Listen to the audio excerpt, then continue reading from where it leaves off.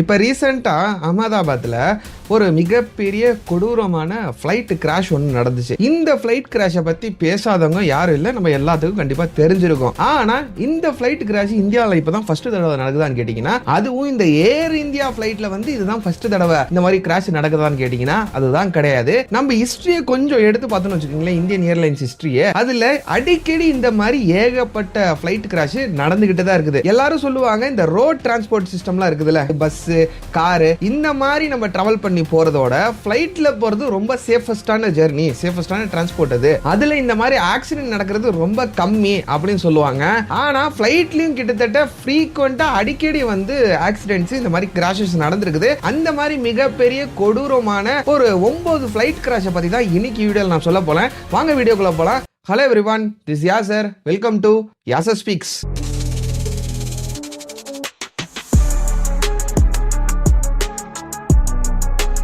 இந்த 9 கொடூரமான ஃப்ளைட் கிராஷ்ல ஃபர்ஸ்ட் ஃப்ளைட் கிராஷ் எப்போ நடக்குதுன்னு பார்த்தோம்னா ஜூலை 7, 1962 இந்த டைம் பீரியட் வந்து ஜுனார் அப்படின்னு சொல்லப்படக்கூடிய ஒரு பகுதியில் தான் இந்த ஃப்ளைட் கிராஷ், இந்த பிளேன் கிராஷ் வந்து நடக்குது. இந்த ஜுனார் எங்க இருக்குதுன்னு பார்த்தீங்கன்னா மகாராஷ்டிரா, மும்பை பக்கத்தில் இருக்கக்கூடிய ஒரு ஏரியா. அந்த ஏரியால ஒரு ஹில்ஸ் ஒன்று இருக்குது. அந்த ஹில்ஸ்ல மோதி தான் இந்த ஃப்ளைட் வந்து கிராஷ் ஆகுது. அது எப்படி நடக்குது, இந்த ஃப்ளைட்டோட பேர்ல நான் சொல்றேன். இந்த ஃப்ளைட்டோட பேர் வந்து அல்டேலியா ஃப்ளைட் நம்பர் 771 அப்படின்னு சொல்லப்படக்கூடிய ஒரு ஃப்ளைட். இது ஆக்சுவலா நம்ம இந்தியன் ஏர்லைன்ஸோடதோ இல்ல இந்திய நாட்டு கம்பெனியோட ஃப்ளைட்டோ கிடையாது. இது வந்து ஒரு இட்டாலியன் ஏர்லைனோட ஃப்ளைட். இந்த ஃப்ளைட் வந்து சிட்னில இருந்து ரோமுக்கு போகக்கூடிய ஒரு ஃப்ளைட். சிட்னில இருந்து ப்ராப்பரா டேக் ஆஃப்லாம் ஆகுது. அதுக்கப்புறம் வந்து நடுவுல பல இடங்கள்ல நிப்பாட்டுறாங்க. நடுவுல வந்து சிங்கப்பூர்ல நிப்பாட்டுறாங்க, பேங்காக்ல நிப்பாட்டுறாங்க. முக்கியமா இந்த பேங்காக்ல தான் ஏகப்பட்ட பேசஞ்சர்ஸ் வந்து இந்த ஃப்ளைட்ல லோட் ஆகுறாங்க. பேங்காக்ல இருந்து கிளீனா டேக் ஆஃப் ஆகுது இந்த ஃப்ளைட். டேக் ஆஃப் ஆயிட்டு மும்பை வழியா இது வந்து ரோமுக்கு போய்கிட்டு இருக்குது. மும்பை வழியா போகும்போது கரெக்டா டைம் வந்து 6:38 PM ஈவினிங் டைம். அந்த டைம்ல இந்த ஃப்ளைட்டுக்கும் இந்த கண்ட்ரோல் ரூமுக்கு இருக்கக்கூடிய அந்த கனெக்ஷன், சிக்னல் கனெக்ஷன் இருக்கும்ல, அது வந்து லாஸ் ஆயிருது, மிஸ் ஆயிருது. மிஸ் ஆனோட இந்த கண்ட்ரோல் ரூம் இருக்கக்கூடியவங்க பதறி போறாங்க, ஷாக் ஆறாங்க, என்னடா ஆச்சுன்னு சொல்லிட்டு போய் பார்த்தாதான் தெரியுது இந்த ஃப்ளைட் வந்து அந்த டேவடையாஞ்சி அப்படின்னு சொல்லப்படுற ஒரு ஹில்ஸ் ஒன்று இருக்குது அந்த ஜுன்னர் பகுதியில். இந்த மலை மேல தான் இந்த ஃப்ளைட் போய் மோதி அந்த ஃப்ளைட்ல இருந்த 94 பேரும் உயிரிழந்து போயிருங்க, இன்க்ளூடிங் அந்த பைலட், அதுக்கப்புறம் கேபின் க்ரூ மெம்பர்ஸ், அதுக்கப்புறம் 85 பேசஞ்சர்ஸ் இருந்திருக்காங்க. அதுல மேக்ஸிமம் பேசஞ்சர்ஸ் வந்து பேங்காக்ல இருந்து லோட் ஆயிருக்காங்க. லோட் ஆயிட்டு அந்த எல்லா பேசஞ்சர்ஸும் ஒருத்தர் கூட மிஞ்சல, எல்லாருமே உயிரிழந்து போயிடுறாங்க. ஏன்னா இந்த ஃப்ளைட் வந்து நேரா மலை மேல போய் மோதிருது. காரணம் என்னன்னு பாத்தீங்கன்னா, அந்த ஃப்ளைட்டோட பைலட் வந்து என்ன பண்ணிட்டாருன்னா, அந்த ஃப்ளைட் வந்து லோயர் ஆல்டிடியூட்ல பறக்க வச்சிருக்காரு. அந்த லோயர் ஆல்டிடியூட்ல அந்த ஃப்ளைட் பறந்தனால அந்த ஃப்ளைட் வந்து மலை மேல மோதி அந்த ஃப்ளைட் கிராஷ் ஆயிருக்குது. ஒருத்தர் கூட உயிர் மிஞ்சல. இதுக்கு அடுத்தது கரெக்டா 11 வருஷம் கழிச்சு டெல்லியில இன்னொரு பிளைன் கிராஷ் நடக்குது. May 31, 1973 இந்த டைம் பீரியட்ல வந்து இது என்ன ஃப்ளைட் பேரு, இது எப்படி நடந்துச்சு, இதெல்லாம் விலைக்கு சொல்றேன். இந்தியன் ஏர்லைன்ஸ்ல இருக்கக்கூடிய ஃப்ளைட் நம்பர் 440 இது வந்து போயிங் ஃப்ளைட் தான். இவங்க தான் எல்லாத்துக்கும் ஃப்ளைட் வந்து மேனுஃபேக்சர் பண்ணி கொடுக்குறாங்க. ஒன்னு போயிங் இல்லாட்டி ஏர்பஸ், இந்த ரெண்டு கம்பெனி தான் மார்க்கெட்ல இருக்கிறாங்க. மேக்ஸிமம் எல்லாத்துக்கும் ஃப்ளைட் வந்து மேனுஃபேக்சர் பண்ணி கொடுக்கறதுல இதுல போயிங்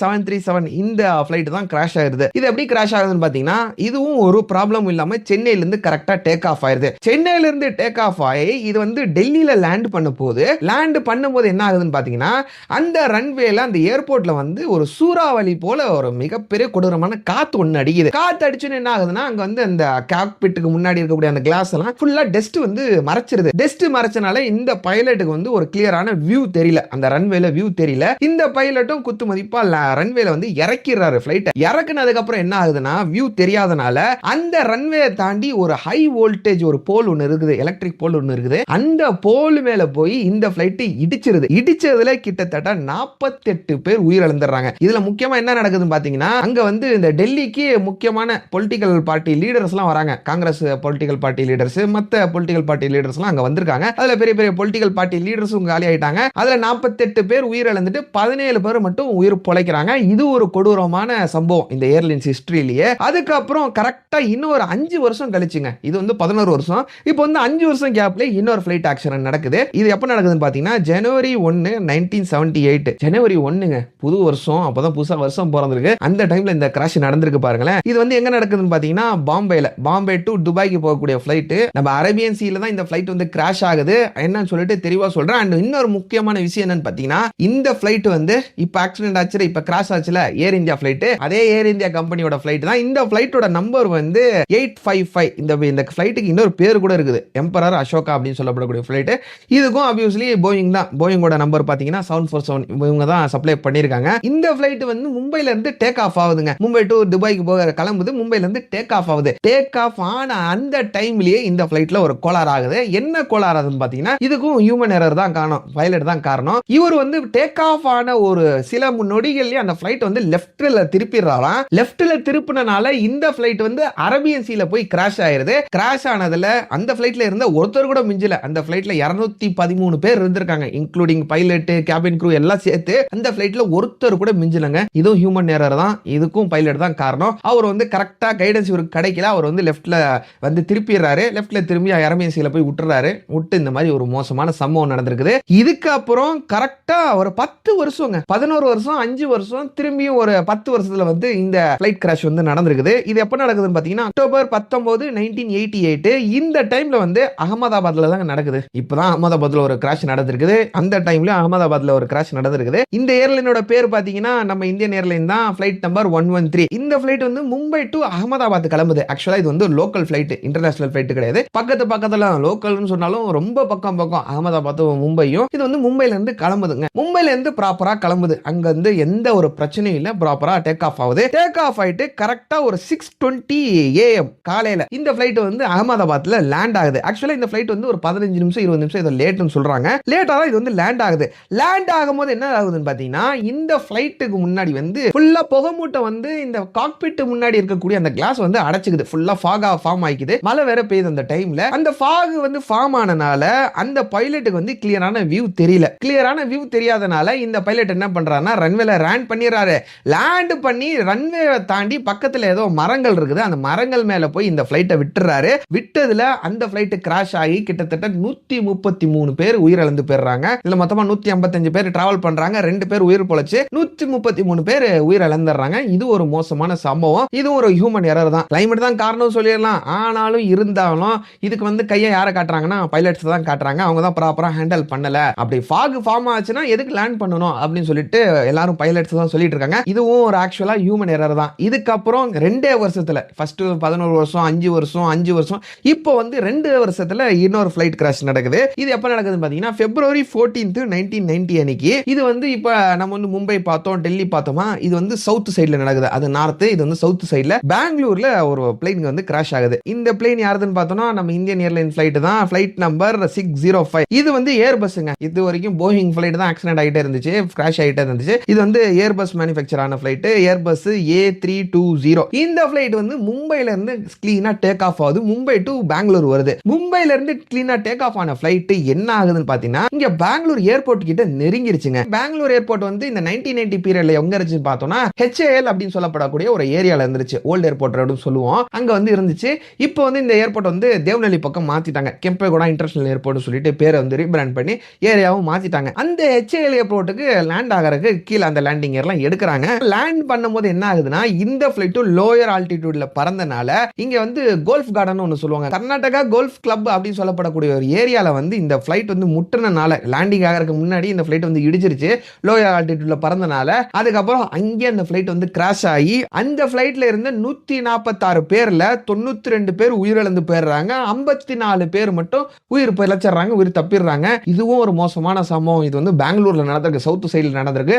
இதுவும் ஒரு மோசமான சம்பவம் தான். இதுக்கப்புறம் இந்த ஏர்லைன் ஹிஸ்டரியில மோசமான கொடூரமான ஃபிளைட் கிராஷ்னா இந்த சம்பவத்தை தான் சொல்லுவாங்க. ஏன்னா இப்போ வரைக்கும் நான் உங்கள்ட்ட என்ன சொல்லிக்கிட்டு இருந்தேன், ஃபிளைட் வந்து கீழே மோதிருச்சு, லோயர் ஆல்டிடியூட்ல ஃபிளைட் பறந்தனால அங்க இடிச்சிருச்சு இங்க இடிச்சிருச்சு சொல்லியிருந்தேன். ஆனா இந்த ஃபிளைட் கிராஷ் வந்து 2 ஃபிளைட் முட்டி மோதுனால கிராஷ் நடந்திருக்கு. இந்த சம்பவம் நடந்திருக்கு. என்ன நடந்துச்சுன்னு உங்களுக்கு தெளிவா சொல்றேன் பாருங்க. நவம்பர் 12, 1996 கரெக்டா 6 வருஷம் கழிச்சு. ஃபர்ஸ்ட் 1990ல நடக்குது பெங்களூர்ல, இப்போ 1996. இது வந்து டெல்லியில இருக்கக்கூடிய ஒரு ஏர்போர்ட்ல நடக்குது. இங்க என்ன நடக்குதுன்னு பாத்தீங்கன்னா இந்த ஃபிளைட் கிராஷ் ஆகுதுல, இந்த ஃபிளைட்ல ஒரு ஃபிளைட் கூட நம்ம இந்தியன் ஃபிளைட் கிடையாது. இது வந்து வெளிநாட்டு ஃபிளைட் தான், வெளிநாட்டு கம்பெனி உள்ள ஃபிளைட் தான். சவுதி ஃபிளைட் நம்பர் 763 அப்படிங்கிற ஒரு சொல்லக்கூடிய ஒரு ஃபிளைட். அதுக்கப்புறம் வந்து கஜகஸ்தான் ஏர்லைன்ஸோட ஃபிளைட் நம்பர் 1907. இந்த 2 ஃபிளைட் என்ன ஆகுதுன்னு பாத்தீங்கன்னா, ஆக்சுவலா இந்த ஃபிளைட் வந்து எங்க போகுதுன்னு சொல்லிடலாம். ஒரு ஃபிளைட், இந்த சவுதி ஃபிளைட் வந்து டெல்லியில இருந்து ஜித்தாக்கு போகுது. இந்த கசகஸ்தான் ஃபிளைட் வந்து ஷிம்கெண்ட் டு டெல்லி, ஷிம்கெண்ட்ல இருந்து டெல்லிக்கு வருது. ஒன்னு வந்து வருது டெல்லிக்கு, இன்னொன்னு வந்து டெல்லியில இருந்து ஜித்தாக்கு போகுது. இந்த ஃபிளைட் என்ன ஆகுதுன்னு பாத்தீங்கன்னா,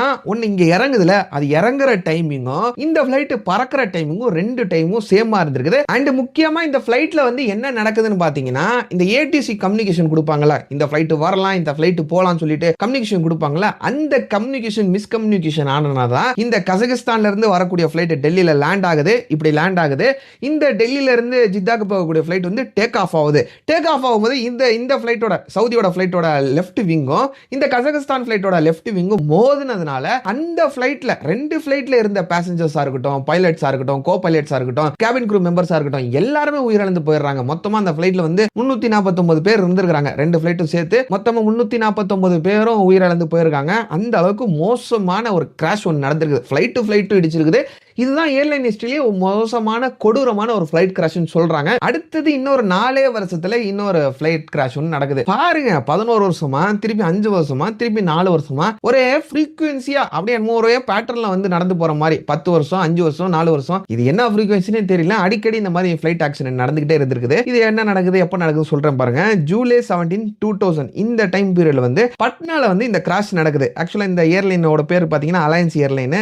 ஃபிளைட் நம்பர் 7412. இதுவும் போயிங் தான் 737 சீரிஸ். இந்த ஃபிளைட் வந்து Kolkata to Patna, Patna to Lucknow, Lucknow to Delhi, இந்த மாதிரி 4 இடங்கள்ல, 2 இடங்கள்ல நடுவில் ஸ்டாப் கொடுத்து 4 இடங்களுக்கு போகக்கூடிய ஃபிளைட் இந்த ஃபிளைட். இந்த ஃபிளைட் வந்து கொல்கத்தால இருந்து கரெக்டா டேக் ஆஃப் ஆயிருதுங்க. ஆனா இங்க பட்னால வந்து லேண்டிங் ஆகிற டைம்ல வந்து என்ன ஆகுதுன்னா, லோயர் ஆல்டிடியூட்ல பறந்தனால, இதுவும் பைலட்டோட தப்பு தான். இந்த பைலட் லோயர் ஆல்டிடியூட்ல இந்த ஃபிளைட்டை கொண்டு போனதுனால ஒரு ரெசிடென்ஷியல் பில்டிங் மேல இந்த ஃபிளைட் போய் மோதி கிட்டத்தட்ட 60 பேர் உயிரிழந்து போயிருக்காங்க. கிட்டத்தட்ட இல்ல, மொத்தமாக 60 பேர் உயிரிழந்து போயிருக்காங்க. நான் வந்து கிட்டத்தட்ட சொல்லி பழகி போச்சு போங்க. 60 பேர் உயிரிழந்து போயிருக்காங்க. அதுல 3 பேர் மட்டும் உயிர் தப்பிருக்காங்க. இப்ப இதுல வந்து எப்படின்னு பாத்தீங்கன்னா, இப்ப அகமதாபாத்ல எப்படி ஒரு எம்பிபிஎஸ் கேம்பஸ்ல போய் விட்டு போய் அதுல ஒரு 17 பேர் உயிரிழந்து போயிட்டாங்கல்ல, இதுலயும் அந்த ரெசிடென்ஷியல் பில்டிங்ல இருந்த ஒரு 3 பேர் உயிரிழந்து போயிருக்காங்க. மிச்சம் 57 பேர் வந்து இந்த ஃபிளைட்ல டிராவல் பண்ணவங்க. மொத்தம் 60 பேர் உயிரிழந்திருக்காங்க. 3 பேர் மட்டும் எப்படியும் உயிர் தப்பிச்சிருக்காங்க. இதுவும் ஒரு கொடூரமான சம்பவம். நினைச்சு பாருங்களேன், தலை மேல ஏதோ ஒரு ஃபிளைட் போய்கிட்டு இருக்கு. இப்ப நான் வீடியோ பேசிக்கிட்டு இருக்கேன், எங்க வீட்டு மேல கூட ஏகப்பட்ட ஃபிளைட் போலாம். ஏன்னா எங்க வீட்டு பக்கத்துல தான் ஏர்போர்ட் இருக்குது.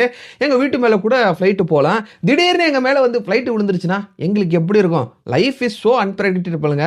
நம்ம வந்து அடுத்த செகண்ட் என்ன ஆகுதுன்னு சொல்லிட்டு நம்ம வந்து சுத்தமா யோசிக்க முடியாது. ஏன்னா அந்த மாதிரி தான் சம்பவங்கள்லாம் நடந்துகிட்டு இருக்குது. அடுத்தது வந்து திருப்பி இன்னொரு 10 வருஷத்துலங்க, மே 22, 2010ல வந்து மங்களூர்ல வந்து இந்த பிளைன் கிராஷ் நடக்குது. இந்த பிளைன் கிராஷ்ல முக்கியமான விஷயம் என்னன்னு கேட்டீங்கன்னா, இது வந்து ஒரு ஏர் இந்தியா ஃபிளைட், ஏர் இந்தியா எக்ஸ்பிரஸ். ஆமா, ஏர் இந்தியா எக்ஸ்பிரஸும் ஏர் இந்தியாவும் ஒண்ணுதான். எப்படி மல்லையா வந்து கிங்ஃபிஷர் ரெட், கிங்ஃபிஷர் அப்படின்னு சொல்லிட்டு 2 இது வச்சிருந்தாரோ, அதே மாதிரி தான் ஏர் இந்தியா எக்ஸ்பிரஸ் ஒன்னு, ஏர் இந்தியா ஒன்னு. இந்த ஏர் இந்தியா எக்ஸ்பிரஸ் ஃபிளைட் நம்பர் 812, இதுவும் போயிங் தான் 737 சீரிஸ் தான். இது வந்து துபாய் டு மங்களூர் வந்துகிட்டு இருக்குது. துபாயில இருந்து கரெக்டா டேக் ஆஃப் ஆகுது. அங்க ஒரு பிரச்சனையும் இல்ல. கரெக்டா காலையில 6 மணி போல இது வந்து மங்களூர்ல லேண்ட் ஆகுது. மங்களூர் நீங்க கிளைமேட் பாத்தீங்கன்னு வச்சுக்கோங்களேன், எப்பவுமே குளிர்ந்துகிட்டு ஃபாகோட, அதுக்கப்புறம் வந்து மழை பெஞ்சுக்கிட்டே இருக்கும் அந்த ஊர் கிளைமேட்ல. சோ இந்த ஃபிளைட் லேண்ட் ஆகும் போதும் கொஞ்சம் மழை பெஞ்சிருக்குது, கொஞ்சம் ஃபாக் எல்லாம் மூடி இருக்குது. அதே பிரச்சனை தான் இப்ப நான் சொன்னேன்ல, பைலட் எப்படி கண்ணு தெரியாம போச்சு, அந்த காக்பிட் வந்து ஃபாக் மறைச்சுக்கிச்சோ, அதே மாதிரி தான் இங்கேயும் வந்து ஃபாக் மறைச்சிருக்குது. ஃபாக் மறைச்சனால இந்த ஃபிளைட்டை வந்து அவர் ரன்வேல லேண்ட் பண்ணிருக்காரு. ரன்வேல லேண்ட் பண்ணி முன்னாடி தெரியாதனால, வியூ தெரியாதனால அப்படியே அந்த ஃபிளைட் வந்து கண்ட்ரோல் இல்லாம போய் நேரா மலையில இருந்து கீழே வந்திருக்கு. இது ஒன்று மென்ஷன் பண்ண மறந்துட்ட பாருங்க. இந்த மங்களூர் ஏர்போர்ட் வந்து மேல தான் இருக்கும். மலையில இருந்து கீழே விழுந்திருக்குது. மலையில இருந்து கீழே விழுந்ததுல மொத்தமா 158 பேர் உயிரிழந்திருக்காங்க. ஆக்சுவலா இந்த ஃபிளைட்ல வந்து மொத்தமா 166 பேர் டிராவல் பண்ணிருக்காங்க. 8 பேர் உயிர் பொழைச்சு 158 பேர் உயிரிழந்திருக்காங்க. இதுவும் ஒரு கொடூரமான மோசமான சம்பவம் தான் ஏர்லைன் ஹிஸ்டரியிலேயே. இதுக்கு அடுத்தது ஆகஸ்ட் 7, 2020, திருப்பியும் 10 வருஷம் கழிச்சு இன்னொரு ஃபிளைட் ஆக்சிடென்ட் இப்ப 2020ல நடந்திருக்குது. திருப்பி 2025ல திருப்பி 5 வருஷம் கழிச்சு. இது என்ன பேட்டர்ன் எனக்கு சுத்தமா தெரியல. 11, 5, 4, திருப்பி 5, 10, ஒரே பேட்டர்ன்ல ஏதோ இந்த மாதிரி ஆக்சிடென்ட் நடக்கிற மாதிரி தோணுது எனக்கு இந்தியால. இது வந்து எங்க நடக்குதுன்னு பாத்தீங்கன்னா, கோழிக்கோடுனா அந்த கேலிக்கட்டு, இந்த மங்களூர் எல்லாமே கொஞ்சம் உங்களுக்கு ஹில் ஸ்டேஷன் மாதிரி தான். அந்த இடத்துல தான் ஏர்போர்ட் இருக்குதும். இங்க தான் இந்த சம்பவம் நடந்திருக்குது. இதுவும் ஏர் இந்தியா எக்ஸ்பிரஸ் தாங்க. இதுவும் மங்களூரு ஏர் இந்தியா தான். இதுவும் ஏர் இந்தியா தான். ஏர் இந்தியா ஃபிளைட் நம்பர் 1344. இந்த ஃபிளைட் தான். இதுவும் போயிங் தான் 737 சீரிஸ். இந்த ஃபிளைட் வந்து துபாயில இருந்து கோழிக்கோடு. இது வந்து துபாய் டு மங்களூர். ப்ரீவியஸா சொன்ன ஃபிளைட் 2010ல நடந்தது. இப்ப 2020ல நடக்கிறதும் இதே துபாய் டு கோழிக்கோடு வர ஃபிளைட் தான். இந்த ஃபிளைட்டும் என்ன ஆகுதுன்னு பாத்தீங்கன்னா, இந்த ஃபிளைட் ஹெவி ரெயின் டைம்ல வந்து இந்த ரன்வேல லேண்ட் ஆக பாக்குது. மழை பெஞ்சதுனால இந்த ஃபிளைட்ல என்ன ஆகுதுன்னு பாத்தீங்கன்னா, ஃபிளைட்ல அந்த காக்பிட் அந்த கிளாஸ் எல்லாம் அடைச்சுக்கிட்டனால இந்த ஃபிளைட் ரன்வேல லேண்ட் பண்றாங்க. லேண்ட் பண்ணி கண்ட்ரோல் இழந்து திருப்பியும் அதுவும் மலையில இருந்து கீழே விழுந்தது. இதுல கிட்டத்தட்ட 169 பேர் உயிர் இழக்கல, உயிர் பொழைச்சிருக்காங்க. 21 பேர் தான் உயிர் இழந்து போயிருக்காங்க. 166 பேர் வந்து உயிர் பொழைச்சிருக்காங்க. இதுதான் ஏரோப்ளேன் கிராஷ் ஹிஸ்டரியிலேயே கம்மியான டெத் ரேட்டா இருக்கும் போல. 21 பேர் மட்டும் இறந்திருக்காங்க. இந்த மாதிரி ஏர்லைன் ஹிஸ்டரி நம்ம எடுத்து பார்த்தோம்னா அடிக்கடி இந்த ஃபிளைட்ஸ் எல்லாம் ஆக்சிடென்ட் ஆயிட்டு தான் இருக்குது. எல்லாரும் என்ன சொல்லுவாங்க பாத்தீங்கன்னா, பஸ்ல போனா சேஃப்டி இல்ல, ட்ரெயின்ல போனா சேஃப்டி இல்ல. அதுவும் வீட்டு ஆளுங்கலாம் சொல்லுவாங்க, நீ வந்து வண்டி எடுத்துட்டு போகாத, நீ வந்து கார் எடுத்துட்டு போகாத, நீ வந்து பப்ளிக் டிரான்ஸ்போர்ட்ல போ, அதான் உனக்கு சேஃப்டி அப்படின்னு சொல்லுவாங்க. ஆனா இவங்க எல்லாம் என்ன சொல்றது, இவங்க நம்பி தான் நம்ம வந்து ஃபிளைட்ல ஏறி உட்காரணும். எல்லாமே ஹியூமன் எரர் தான். ஒன்னு வந்து ஃபாக் வந்து அடைச்சிருக்குது, தெரியாத போது என்ன பண்ணணும், இவர்ல வந்து லேண்ட் பண்ணக்கூடாது. ஆனால் இவர் லேண்ட் பண்ணிருக்காரு, இந்த மாதிரி ஆக்சிடென்ட் நடந்திருக்கு, கிராஷ் நடந்திருக்குது. அதுக்கப்புறம் வந்து இந்த ஏடிசி கம்யூனிகேஷன் ப்ராப்பரான கம்யூனிகேஷன் இல்லாதனால 2 ஃபிளைட்டும் முட்டி மோதி ஃபிளைட் கிராஷ் ஆயிருக்குது. இந்த மாதிரி எல்லாமே ஹியூமன் எரர்ஸ் தான். டெக்னிக்கல் எரர்ஸ் அப்படிங்கிறது வந்து சுத்தமா இதுல கிடையவே கிடையாது. இன்னைக்கு வீடியோ அவ்வளவுதான். நாளைக்கு இன்னொரு இன்ஃபர்மேட்டிவான வீடியோ பார்க்கலாம். அண்ட் அதுக்கு முன்னாடி நீங்க என்ன நம்ம சேனலை சப்ஸ்கிரைப் பண்ணலனா சப்ஸ்கிரைப் பண்ணிக்கிங்க. சப்ஸ்கிரைப் பண்ணாதான் இந்த மாதிரி இன்ஃபர்மேட்டிவான வீடியோஸ் எல்லாம் நம்ம சேனல்ல நம்ம எவ்ரிடே அப்லோட் பண்றோம். ஒன் டே கூட மிஸ் பண்ணாம எவ்ரிடே அப்லோட் பண்ணிட்டு வரோம். இந்த வீடியோஸ் எல்லாம் நம்ம சேனல்ல அப்லோட் பண்ண உடனே உங்களுக்கு நோட்டிஃபிகேஷன் வரணும்னு நினைச்சீங்கன்னா நம்ம சேனலை சப்ஸ்கிரைப் பண்ணிக்கங்க. சப்ஸ்கிரைப் பண்ணாதான் யூடியூப் கார உங்களுக்கு நோட்டிஃபிகேஷன் அனுப்பான். அண்ட் ஆஃப் கோர்ஸ் இந்த மாதிரி விஷயங்கள்லாம் யாராச்சும் உங்களோட ஃப்ரெண்ட்ஸ் விரும்பி பார்க்கறவங்களா இருந்தாங்கன்னா அவங்களுக்கு இந்த வீடியோ ஷேர் பண்ணி விடுங்க. அவங்களும் தெரிஞ்சுக்கிட்டோம் ஏர்லைன் ஹிஸ்டரியில் இந்த மாதிரி கொடூரமான ஆக்சிடென்ட்ஸ் ஏகப்பட்ட தடவை நடந்திருக்குன்னு சொல்லிட்டு அவங்களுக்கு ஒரு ஐடியா கிடைக்கும். அதுக்கு தான் அவங்களுக்கு இந்த வீடியோ ஷேர் பண்ணி விடுங்க. நாளைக்கு இன்னொரு வீடியோல பார்க்கலாம். டில் தென் டேக் கேர்.